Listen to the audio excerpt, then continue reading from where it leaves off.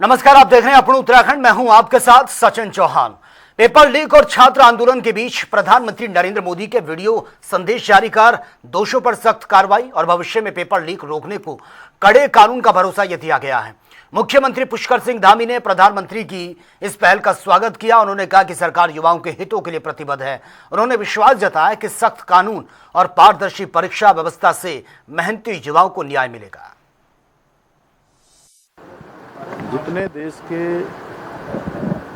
ऐसे ज्वलंत मुद्दे थे जो जनता से जुड़े हुए थे, यहाँ के नौजवानों से जुड़े हों, गरीबी उन्मूलन से जुड़े हों, ऐतिहासिक निर्णय लेने हों, अनसुलझे अनेक मुद्दों को प्रधानमंत्री आदरणीय नरेंद्र मोदी जी ने ही जो है उनको सुलझाया है और उनके सख्त प्रावधान किए हैं। उसको हमेशा जड़ से समाप्त करने का काम किया है। इस नकल की समस्या के लिए भी वो उन्होंने कहा है सख्त कार्रवाई करेंगे, सख्त एक बिल लेकर आएंगे। तो मैं समझता हूँ नौजवान युवाओं के लिए आगे के लिए एक बहुत अच्छा परीक्षाओं का रास्ता बन जाएगा। उसके बाद नकल की संभावना नहीं रहेगी और जो हमारे युवा होनहार हैं उनका हमेशा विश्वास, आत्मविश्वास दोनों ही प्रबल होगा कि अब मेहनत करेंगे, परिश्रम करेंगे, योग्यता, प्रतिभा, क्षमता के आधार पर उनका निर्णय, उनको आगे चयन का अवसर मिलेगा। मैं प्रधानमंत्री जी की इस पहल का बहुत स्वागत करता हूं, उनका आभार व्यक्त करता हूं। सर, आज वाइल्ड लाइफ बोर्ड की मीटिंग हल्द्वानी के रानीबाग स्थित चित्रशेला जिया रानी मंदिर परिसर के समीप कथित अतिक्रमण को लेकर विवाद यह हो गया है और कथ्यूरी समाज के लोगों ने नैनीताल के जिलाधिकारी से मुलाकात कर मंदिर परिसर से अतिक्रमण हटाने की मांग की है। उन्होंने कहा कि अतिक्रमण की वजह से मां जियारानी मंदिर और चित्रेश्वर महादेव परिसर का मूल स्वरूप प्रभावित हो रहा है। वहीं जिलाधिकारी ने मामले की जांच के निर्देश भी दिए हैं। हल्द्वानी रानीबाग हमारे संस्कृति और हमारे समाज की आस्था का केंद्र है, जहाँ पर चित्रेश्वर धाम है। चित्रेश्वर धाम एक पौराणिक स्थल है जो स्कंद पुराण में उनका जिक्र है। वहाँ पर कुछ समय पहले कुछ अराजक तत्वों ने शनि मंदिर स्थापित कर दिया है, जो हमारे विधि के अनुरूप नहीं है, हमारे संस्कृति के अनुरूप है।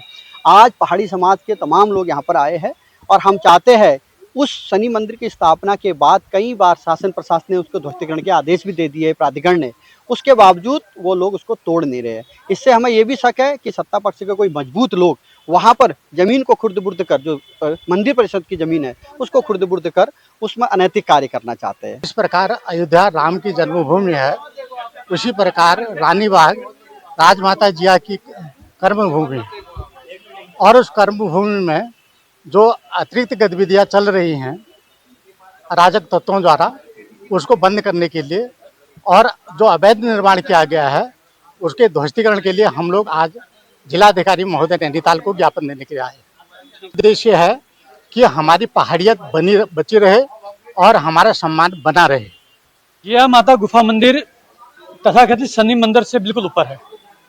पहले यहाँ पर शनि मंदिर नहीं था, इसमें खाली स्थान था, इसमें जागर होती थी, जय जिया पड़ाव कहते थे इसको भी। और चित्रेश्वर जो उसके बगल में है मेन, ये उसका परिसर है जहाँ पे शनि मंदिर बना है। ये चित्रेश्वर महादेव का ही परिसर है और जो भी दर्शनार्थी जिया माता को दर्शन गुफा करने आते हैं, पर्वतीय समाज सारा का सारा कतरी समाज है, सब माता की गुफा के दर्शन करने आते हैं। तो जो भी बुजुर्ग हैं चल नहीं पाते हैं, नीचे नदी घाट में जो चितशिला है जो माता का घाघरा के नाम से प्रसिद्ध है, वहीं से दर्शन करते थे चितशिला के। लेकिन जब से ये 2 मंजिला 3 मंजिला भवन बना दिया उन्होंने शनि के नाम पे, जितने भी दर्शनार्थी आ रहे हैं वो देख नहीं पा रहे हैं चितशिला को डायरेक्टली वहां से, क्योंकि बीच में बाधा क्रिएट कर दी गई है। हमने शनि मंदिर संचालक को इस बारे में बताया और सभ्यता से भी कहा और अच्छी तरह से बताया कि भाई इससे बाधित हो रहा है, आप इसको हटाइए। और कांवड़ यात्रा से पहले अखाड़े के संतों ने बड़े डीजे, फिल्मी गीतों और अशोभनीय झांकियों पर चिंता जताई है। संतों ने कहा कि तेज आवाज वाले डीजे से बुजुर्ग, मरीजों और बच्चों को परेशानी होती है, इसलिए श्रद्धालु मर्यादा अनुशासन का पालन करें। उन्होंने ये भी कहा कि भगवान शिव का गलत चित्रण और फिल्मी गीतों पर धार्मिक झांकियां हैं वो सनातन परंपरा के अनुरूप नहीं है। अखाड़े ने चेतावनी दी है कि ऐसी गतिविधियों का कड़ा विरोध किया जाएगा। नशा, हुड़दंग से दूर रहने की भी अपील की गई है। ये देखिए कि हमारे धर्म का पर्व है कांवड़ यात्रा। इसमें हमारे कुछ नादान बच्चे जो धर्म को नहीं जानते वे बहुत भारी भारी कावड़ लेकर आते हैं, जिससे उनको शारीरिक क्षति भी होती है और बीच में नशा करने के बाद कुछ उपद्रव भी करते हैं, जिससे समाज में त्रुटि फैलती है और बहुत वामपंथी जैसे लोगों को हमारे धर्म पर मतलब विरोध करने का मौका मिलता है। तो हमारा कर्तव्य है कि उन बच्चों को, क्योंकि एक धर्म गुरु का कर्तव्य होता है धर्म समझाना, तो हमारा कर्तव्य है कि उन बच्चों को सही मार्गदर्शन मिले, जिससे वे अपने कर्म कांड अनुष्ठान उत्तम करें और अपना जीवन और अपने परिवार और समाज की उत्तम प्रकार से रक्षा कर सकें। कावड़ यात्रा शुरू होने से पहले ही हरिद्वार में शिव भक्तों का आगमन जो है वो तेज हो गया। छत्तीसगढ़ से करीब 1900 किलोमीटर की 53 दिन लंबी पदयात्रा पूरी कर शिव भक्त घनश्याम हरिद्वार पहुंचे हैं। उन्होंने ये भी कहा कि हर की पौड़ी पर मां गंगा का पूजन कर गंगा जल लेकर केदारनाथ सहित अन्य शिव धामों की यात्रा वो करेंगे। और घनश्याम ने यह भी कहा कि यह पदयात्रा देश की सुख समृद्धि शांति जन कल्याण की कामना के साथ की गई है। आज तो मेरा छत्तीसगढ़ से 1900 किलोमीटर पूरा हो चुका है और आगे की रणनीति यही है कि मैं हरिद्वार से जल लेकर आगे केदारनाथ की धाम जाकर सावन महीने का अपना पावन यात्रा कंप्लीट करना चाहूँगा। मेरा तो छत्तीसगढ़ से आज हरिद्वार 1900 किलोमीटर का हो चुका है और मेरा एक ही लक्ष्य है इस यात्रा का, और वो है कि संपूर्ण भारत की विकास एवं समृद्धि सुख शांति की कामना लेकर यह यात्रा मैं कर रहा हूँ। मैं तो अभी केदारनाथ धाम जाने वाला हूँ और भगवान की इच्छा हुई तो और बहुत सारे धाम है, बद्रीनाथ है, वहाँ भी जाने की कोशिश करूँगा। और उत्तराखंड में लगातार हो रही बारिश का असर अब नदियों पर भी साफ तौर पर नजर आने लगा है। रुद्रप्रयाग में अलकनंदा मंदाकिनी नदियों का जलस्तर बहुत तेजी से बढ़ने से नदी किनारे स्थिति कई घाट पूरी तरह से जलमग्न हो गए हैं। स्थिति को देखते हुए जिला प्रशासन ने अलर्ट जारी कर दिया। स्थानीय लोगों और श्रद्धालुओं से नदी किनारों पर ना जाने, अनावश्यक आवाजाही से बचने की अपील की है।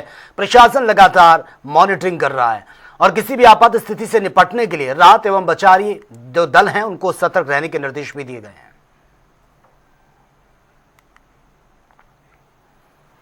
मसूरी देहरादून मार्ग पर जेपी बैंड के पास भारी बारिश के बाद फिर से मलबा आने से सड़क बंद हो गई है और दोनों ओर वाहनों की लंबी लंबी कतारें हैं। यात्रियों को परेशानी का सामना करना पड़ा। राष्ट्रीय राजमार्ग विभाग ने जेसीबी से मलबा हटाने का काम शुरू किया। स्थानीय लोगों ने निर्माण कार्य का मलबा पहाड़ी ढलानों पर डालने को हादसे की बड़ी वजह बताया है और जिम्मेदार ठेकेदारों पर कार्रवाई और संवेदनशील क्षेत्रों की नियमित निगरानी की भी मांग की है।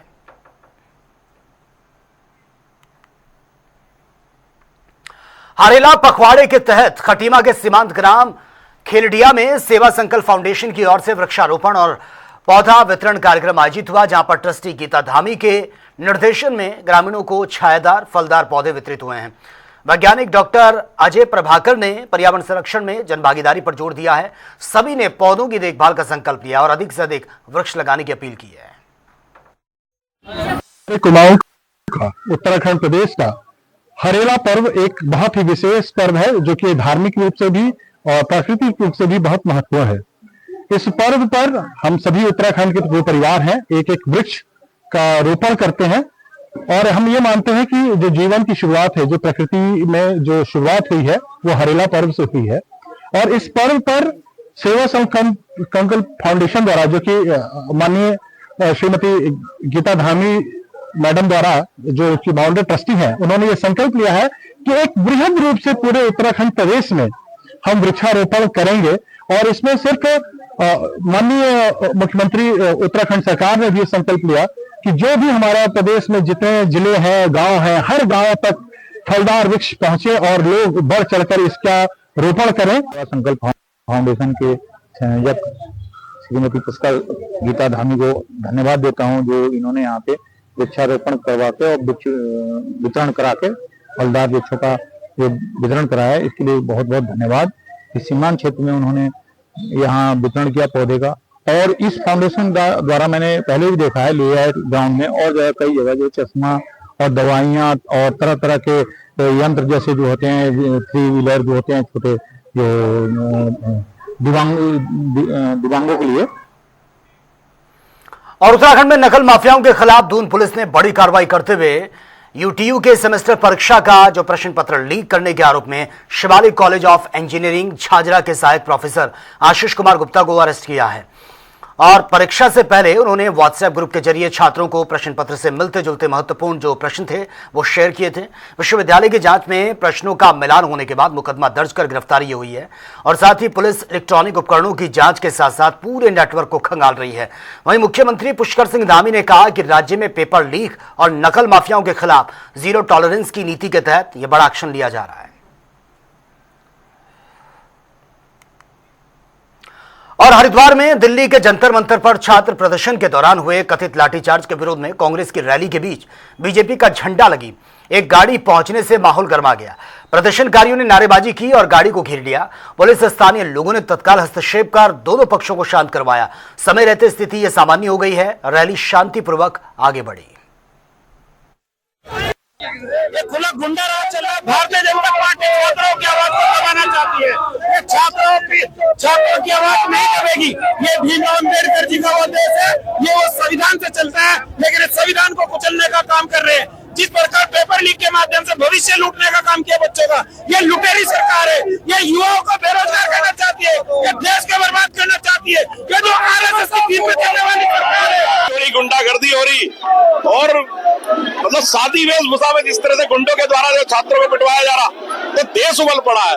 देश उबल पड़ा, देश का युवा उबल पड़ा, देश के माँ बाप जो अभिभावक है, उनके भाई बहन है, सब में उबाल है। और ये उबाल जो है खाली नहीं जाएगा, गद्दी छोड़नी पड़ेगी। और अब नरेंद्र मोदी जी को गद्दी छोड़नी पड़ेगी। धर्मेंद्र प्रधान तो बात की चीज हो गए। और मुख्यमंत्री पुष्कर सिंह धामी के निर्देशन में देहरादून में जन जन की सरकार जन जन के द्वार अभियान के तहत 4 से 23 जुलाई तक आयोजित शिविर में 44,735 लोगों ने बढ़ चढ़कर हिस्सा लिया है और 14,500 से अधिक लोगों को सरकारी योजनाओं का फायदा मिला है, जबकि 848 शिकायतों में से 568 का मौके पर निस्तारण किया गया है। जिलाधिकारी डॉक्टर आशीष चौहान ने यह कहा है कि मानसून के बाद भी दुरुस्त क्षेत्रों में शिविर जारी रहेंगे। माननीय मुख्यमंत्री जी के निर्देशों के क्रम में जन जन की सरकार जन जन के द्वार का जो प्रोग्राम हुआ उसमें हमारे 45,000 के आसपास पार्टिसिपेंट्स ने इसमें पार्टिसिपेट किया। प्राप्त शिकायतें 800 अबव हैं, 840 के आसपास का नंबर है और उसमें निस्तारित शिकायतें 536 के आसपास हैं। और जो बेनिफिट्स दिए गए, विभिन्न किस्म के प्रमाण पत्र और वो सब जो दिए गए 14,500 के आसपास लाभार्थियों को ये दिया गया है। तो जो माननीय मुख्यमंत्री जी के निर्देश थे कि हमें सुशासन को द्वार पे या मतलब नागरिकों के घरों तक पहुंचाना है और उन्हें बहुत बिना किसी असुविधा के उन्हें जो लाभ दिए जाने हैं, तो उस क्रम में हमारे जनपद का जो प्रयास है वो फर्दर माननीय मुख्यमंत्री जी के जो डायरेक्शंस हैं कि जो एरिया छूट गए उनमें आने वाले मानसून के बाद में हमें और इंटेंसिफाई करते हुए इसे करवाना है, तो उसमें हम लगातार प्रयास करेंगे। और वहीं संत शिरोमणि गुरु रविदास जी की 650वीं जयंती के इस अवसर पर बीजेपी उत्तराखंड विशेष जनसंपर्क और सामाजिक समरसता अभियान शुरू करेगी। देहरादून में आयोजित राज्य स्तरीय कार्यशाला से इसकी शुरुआत की जाएगी। प्रदेश महामंत्री कुंदन परिहार ने कहा है कि अभियान के तहत संत रविदास के विचारों, समाज कल्याण के कार्यों को जन जन तक पहुंचाया जाएगा और कार्यशाला में आगामी कार्यक्रमों की रूपरेखा भी तय की जाएगी। देखिए, पूज्य संत रविदास जी इस देश के एक प्रमुख आध्यात्मिक संत रहे हैं। उनकी इस देश में बड़ी मान्यता है और भारतीय जनता पार्टी अपने महापुरुषों का, अपने संत समाज का और अपने सनातन के प्रति हमेशा आदर और सत्कार का भाव रखती है। इस बार देश भर में भारतीय जनता पार्टी ने निर्णय लिया है कि संत रविदास जी की जो 650वीं जन्म जयंती है उसको हम हर्षोल्लास के साथ मनाएंगे।